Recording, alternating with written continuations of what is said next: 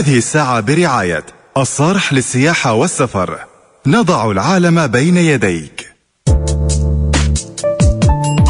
عيادة أكتيفيتي.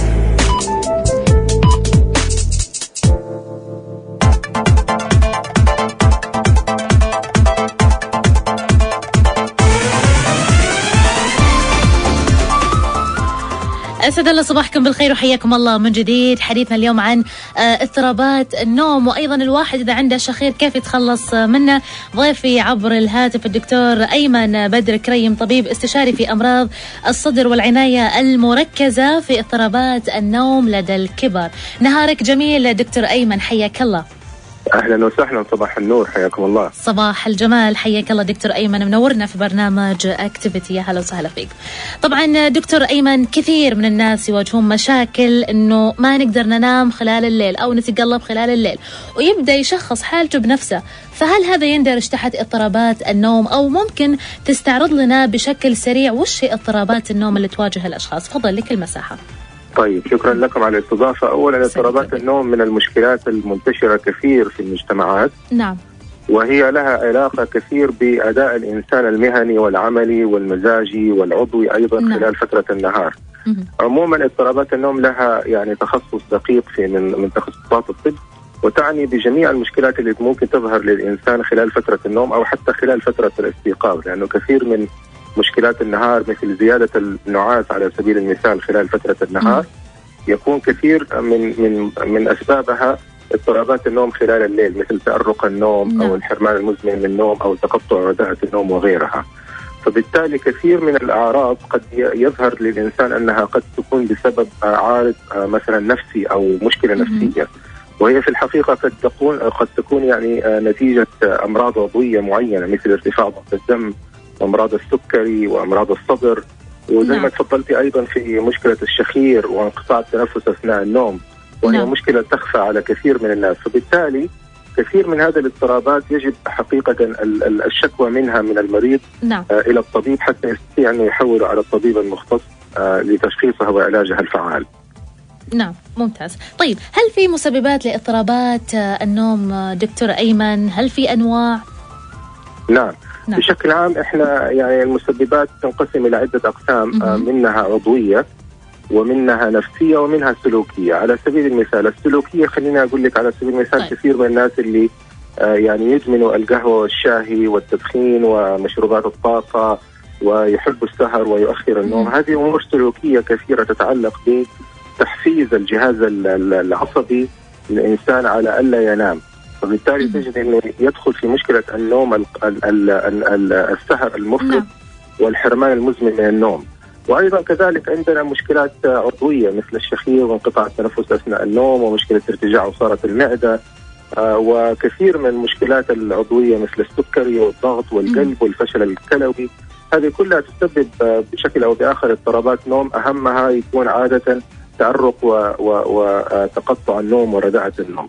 وأيضا لا ننسى كذلك المشكلات النفسية مثل اضطرابات المزاج، الاكتئاب، التوتر، القلق. هذه كلها بشكل أو بآخر تؤثر في طبيعة النوم وتسبب كثير من مشكلات الأرق المزمن اللي احنا بنسمع عنها. ممتازة. نعم. جدا. نعم. طيب، الآن يعني لو ندخل على تساؤل مهم، يقول لك والله أنا تقلب في الليل كثير، هل هذه عادات غذائية يفعلها قبل ما ينام ممكن حنا نتجنبها؟ لأن الواحد بده ينام نوم صحي، يقوم فعلا مصحصح، لكن في ناس لا. نعم، صحيح أنه فعلا يعني مشكلة العادات الغذائية على سبيل المثال تتأثر طبيعة النوم بسببها. احنا نتكلم دائما على انه طبيعة الاكل من ناحية السعرات الحرارية وطبيعة الكربوهيدرات وغيرها تؤثر حقيقة على طبيعة النوم. مثل الانسان اذا تعشى عشاء يعني ثقيل وهذا يعتبر يعني سعرات حرارية عالية خاصة خلال فترة الليل، تؤثر على جودة وطبيعة النوم. ايضا كذلك ارتجاع حموضة المعدة، اذا الانسان والله اكل اكلات معينة تحفز على افراز عصارة المعدة وتساعد على ارتجاع عصارة المعدة الى المريء خلال فترة الليل، وهذه من ضمن اضطرابات النوم ايضا. فبالتالي وهذه تدخل من ضمن المشكلات السلوكية المتعلقة بالنوم والتي تؤثر ايضا على جودة النوم. فهي مشكلات كثيرة حقيقة يصعب حصرها في لقاء قصير، ولكن الفكرة كلها انه يعني الإنسان لابد أنه يعني يشتكي للطبيب المعالج من اضطرابات النوم، ولا يترك المجال لأعراض اضطرابات النوم أنها تستمر أكثر من 3 أسابيع على سبيل المثال، لأن ندخل بعد كده في مشكلة الاضطرابات النوم المزمنة كالأرق المزمن وغيره، وإذا استمرت سنوات على سبيل المثال يصعب حلها بعد فترة طويلة. ولكن الفكرة كلها أن هناك أسباب واضحة يعرفها المختصين بالنسبة لاضطرابات النوم يمكن حلها بسهولة حتى وإن كانت مزمنة. ممتاز. نعم. جيد. طيب دائما الشخير من الأصوات المزعجة صراحة، يعني اللي تصدر خلال النوم، ويعني في ناس يقولون والله الواحد مو مضبط المخدة بشكل كويس. فإذا جينا على الأسباب الصحية لمسألة الشخير وتهاون كثير من الأشخاص في هالنقطة، تفضل دكتور أيمن. صحيح. أسباب. أولا من الضروري معرفة أن الشخير بحد ذاته غير طبيعي، عرض غير طبيعي. ما في حاجة اسمه أنا كنت والله أشخر عادي، ما في حاجة اسمها شخير عادي أبدا. الشخير يدل على مشكلة مرضية يجب تشخيصها وعلاجها. الشخير يدل على أنه مجرى التنفس العلوي للإنسان ضيق خلال فترة النوم، فبالتالي تيار الهواء وهو داخل وهو خارج يسوي صوت. صح. وهذا الصوت دليل على أنه الإنسان غير مرتاح في نومه تماما، لأنه النفس بشكل أو بآخر يجب أن يكون بدون صوت حتى خلال فترة النوم. ولكن طبعا يعني هناك بعض المرضى يعانوا من الشخير البسيط اللي هو العارض اللي يجي بين فترة والثانية بسبب رشح أو بسبب مشاكل.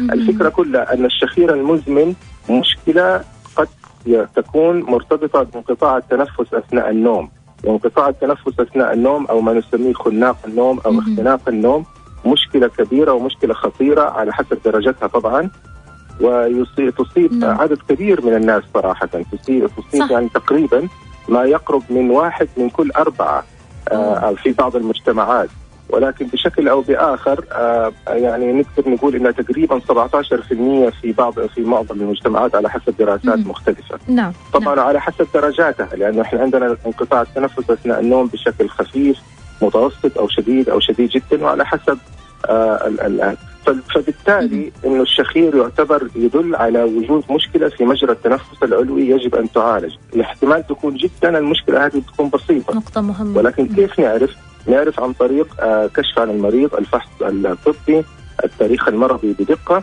وأيضا في بعض الأحيان أو حقيقة في معظم الأحيان نضطر للجوء إلى حاجة نسميها فحص النوم أو اختبار النوم. اختبار النوم هو الذي يحدد بالضبط طبيعة الشخير ومدى شدته، وإن كان مرتبط مع انقطاع التنفس أثناء النوم ومدى شدة انقطاع التنفس أثناء النوم وهبوط الأكسجين خلال فترة الليل، وبالتالي وصف العلاج المناسب. ممتاز. طيب بستوقفك عند نقطة فحص النوم، وش طبيعة هالفحص؟ عينة دم ولا اختبارات أخرى؟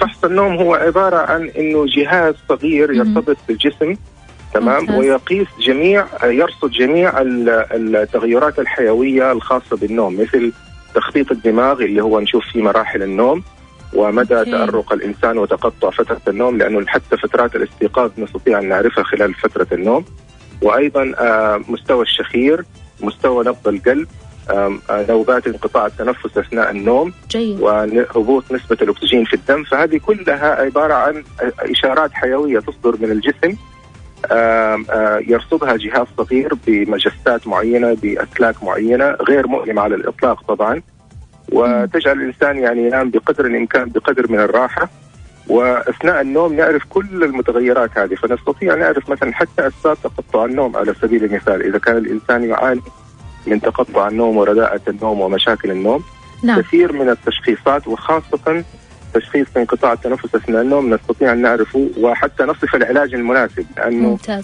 على حسب درجة انقطاع التنفس أثناء النوم يختلف العلاج على حسب هذه الدرجة.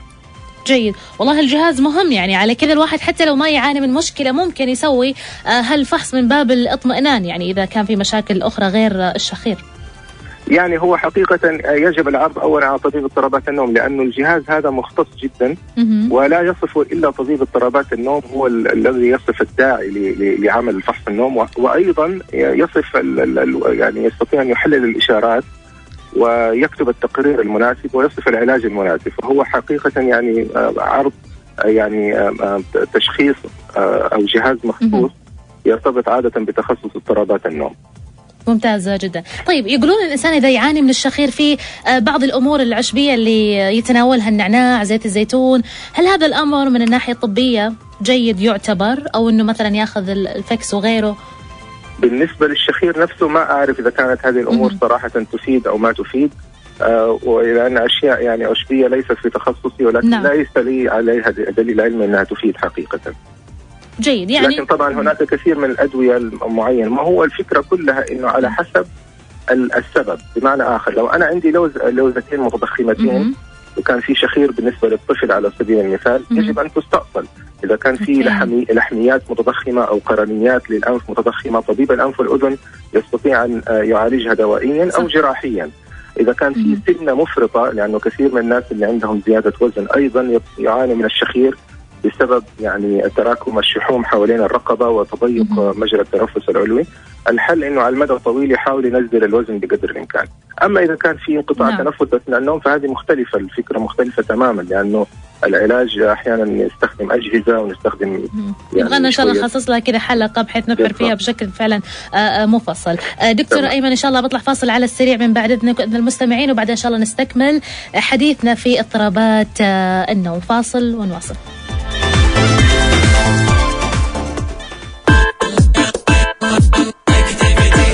هذه الساعة برعاية الصارح للسياحة والسفر. نضع العالم بين يديك. وصرنا بديار الاسكيمو كاشتين بالمنظر الزين العطر الماجد وين؟ حتى لو كنت بالاسكيمو عطر الماجد دايم معاك، ولا تفوت خصم 50% من الماجد للعروض. ليه ما نسافر الصيف؟ ما قدرنا نحجز. طيب ايش رايك نشوف العالم ونحجز الحين؟ يلا نروح بانوراما مول. احجز اجازتك الصيفية في بانوراما مول الرياض من 19 إلى 28 مايو بجو من المرح والربح. بانوراما مول لرقي عنوان. لو سمحت عطني بطاقة موبايلي اللي تجيب مليون. يا حبيبي مع موبايلك كل البطاقات تجيب المليون كاش، كل اللي عليك ترسل 350 إلى 1100 مجانا وتدخل السحب. أرسل 350 إلى 1100 مجانا لدخول السحب لربح مليون ريال نقدا، أو تكون أحد 90 فائزا ب10,000 ريال يوميا. موبايلي حكمة وقالوها زمان، خبي قرشك الأبيض ليومك الأسود. وحكمة اليوم نقولها كل ما بدرت كل ما وفرت. الآن تطبيق المسافر يسمح لك بالحجز المبكر لأي فندق بدون ما تدفع شيء أو تكتب بيانات بطاقة الفيزا. تطبيق المسافر متوفر على أجهزة الآيفون والأندرويد، وتقدر بعد تحجز بالاتصال على 92400997.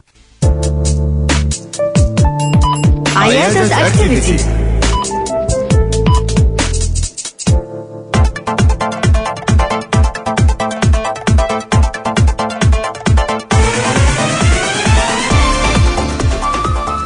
أسعد الله صباحكم بالخير وحياكم الله من جديد مستمعينا. ضيفنا الدكتور أيمن بدر كريم، طبيب استشاري في أمراض الصدر والعناية المركزة في اضطرابات النوم لدى الكبار. صباح الفل دكتور أيمن من جديد، حياك. أهلا وسهلا معكم، حياكم الله. يا هلا وغلا فيك دكتور أيمن. في كذا تساؤل وصلنا، الناس اللي يشتغلون شفتات في الليل وفي النهار، خطورة هذا الأمر عليهم وكيف ينظمون نومهم يعني والساعات تكون صحية، يعني إنه ما يصابون بأي خلل آخر، لأنه أكثر من تساؤل الشفتات شو الحل معها؟ صحيح. للأسف الشديد موضوع الشفتات يطول شرحه، ولكن ما أكذب عليك إنه من واحدة من أصعب اضطرابات النوم اللي احنا نواجهها لسبب بسيط، لأنه الإنسان مرتبط باضطرابات النوم مرتبط بطبيعة عمل الإنسان، وإحنا نسميها في طب اضطرابات النوم shift work sleep disorder، يعني اضطرابات النوم المتعلقة بالشفتات، وهي كثيرة جدا. أهمها الحرمان المزمن من النوم السليم. يعني هؤلاء الناس للأسف الشديد بسبب تغيير الشفتات يختصروا من عدد ساعات نومهم، وليس أيضا هذا فقط، ولكن حتى طبيعة النوم تكون متأرقة، يعني يعانوا من نوعية النوم، اضطرابات في نوعية النوم وقلة عدد ساعات النوم المطلوبة، فالنوعية والكمية للأسف الشديد.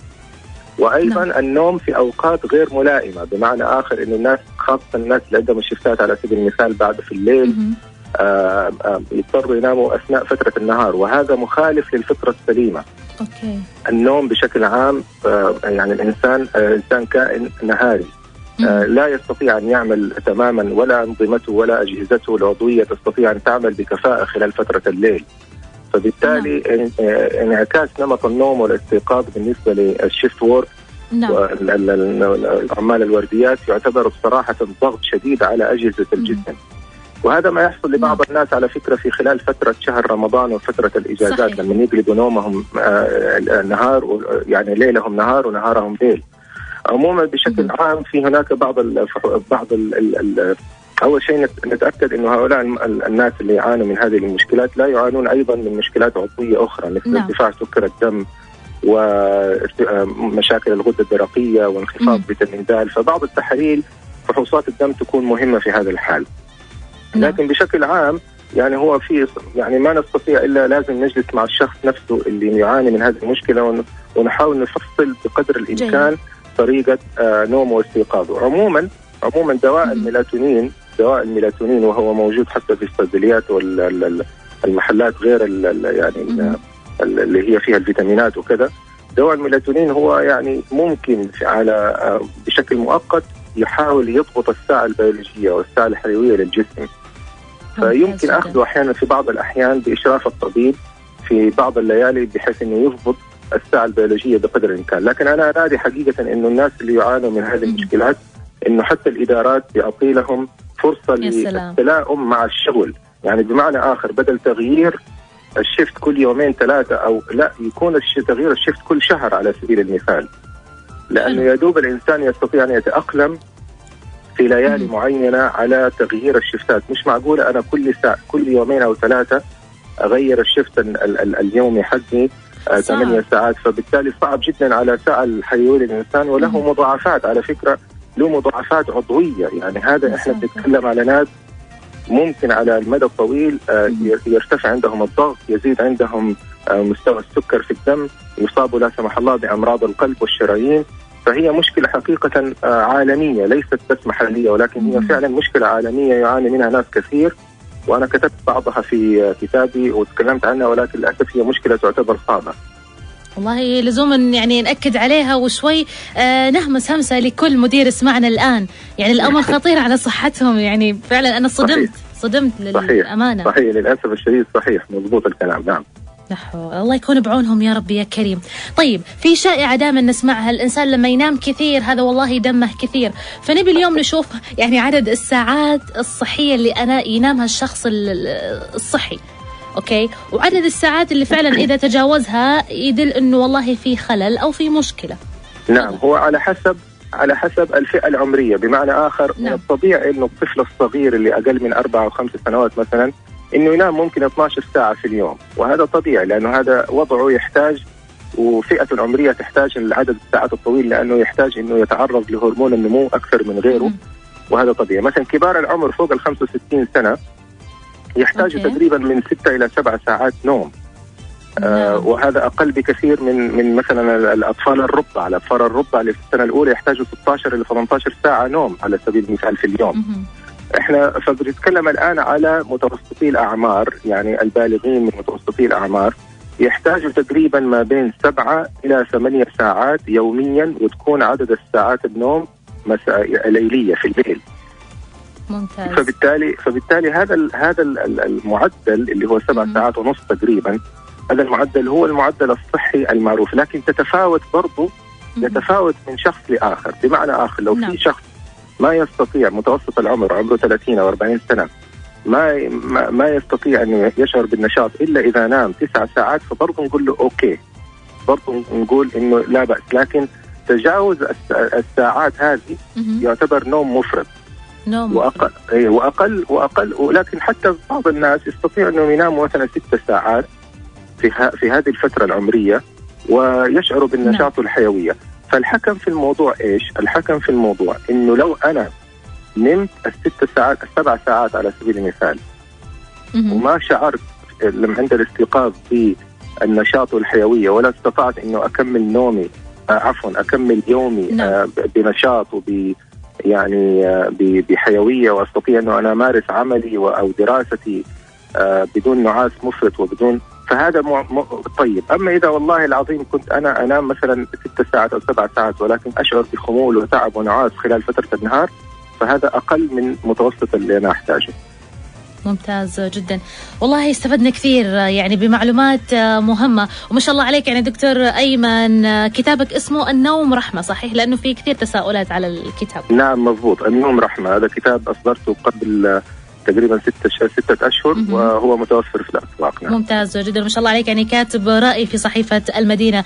أنا بودي إن شاء الله يعني نستعرض موضوع انقطاع التنفس أثناء النوم في حلقة أخرى، فودي كلمة أخيرة تختم فيها حديثنا لليوم لكل شخص يسمعنا الآن. تفضل دكتور أيمن.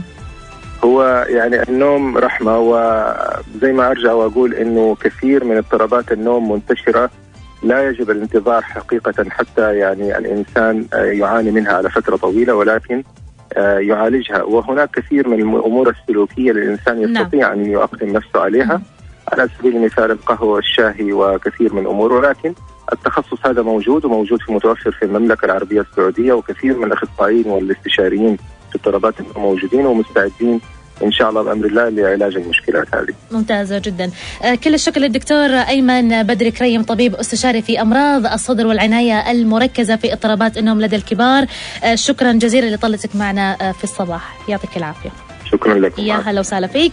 رابط الحلقة إن شاء الله راح ينزل بعد البرنامج مباشرة. شفت شلون أي أحد يشاخر يطلع هالأصوات لدى النوم؟ انتبهوا، هذه مشكلة صحية. بخصوص الجهاز اللي قاله، طبعا هو في جدة، فبالتالي ما أدري إذا كان متوفر في الرياض هالجهاز أم لا. وذكر نقطة أنه لازم يكون الدكتور تخصصه في اضطرابات النوم. أبحث عن هالجهاز، وأول واحدة بتروح تسوي فحص أنا. هذه الساعة برعاية الصارح للسياحة والسفر. نضع العالم بين يديك.